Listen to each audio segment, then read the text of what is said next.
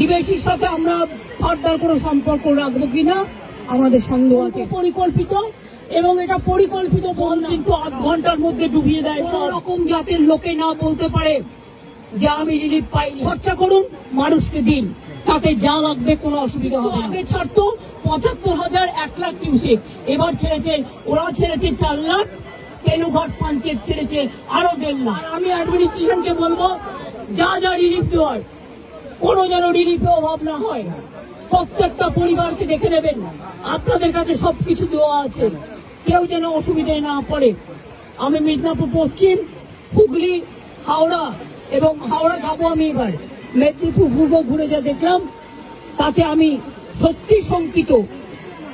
ডিভাইসের সাথে আমরা ফার্দার কোনো সম্পর্ক রাখবো কিনা আমাদের সন্দেহ আছে। আমি সব সম্পর্ক কাট আপ করে দেবো যদি মানুষকে এইভাবে ডোবায়।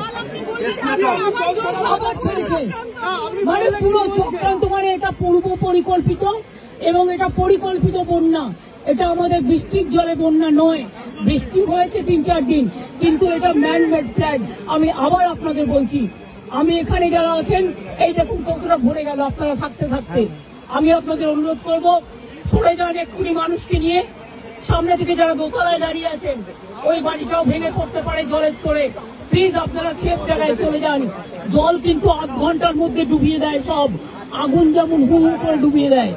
আমরা পাঁশকুড়া থেকে, আমি ডেবরাতেও জানি হয়েছে, ডেবরা আমি দেখতে দেখতে এলাম। ডেবরা আমি ডিএম কে বলবো, পশ্চিম মেদিনীপুরের ডিএম কে বলতে ডেবরার রিলিফ গুলো পাঠাতে, এমএলএ কেও একটু কনফিডেন্স নেবে, জেলা পরিষদকে, এবং কেশপুরটাও দেখে নিতে। ডেবরাতেও 10টা গ্রাম ডুবেছে এবং খড়গপুর রুরালও ডুবেছে, একটা ট্রাইবেল গ্রাম, সেটাও দেখে নিতে, এবং পাঁশকুড়া যেটা ডুবেছে সেটাও দেখে নিতে। কোন রকম জাতের লোকে না বলতে পারে যে আমি রিলিফ পাইনি। আমি কিন্তু ডাইরেক্ট ডিএম দের দায়িত্ব দেব এবং এসপিদের এটা দেখার জন্য। খরচা করুন, মানুষকে দিন, তাতে যা লাগবে কোনো অসুবিধা হবে না।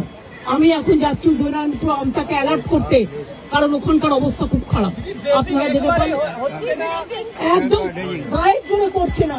আমি তো 10 বছর ধরে ফাইট করছি, আজকে আমি 13 বছর ধরে দেখছি। কিন্তু আগে ছাড়তো ৭৫,০০০ 1 লাখ কিউসেক, এবার ছেড়েছে, ওরা ছেড়েছে 4 লাখ, তেলুঘাট পঞ্চায়েত ছেড়েছে আরো 1.5 লাখ, 5.5 লক্ষ।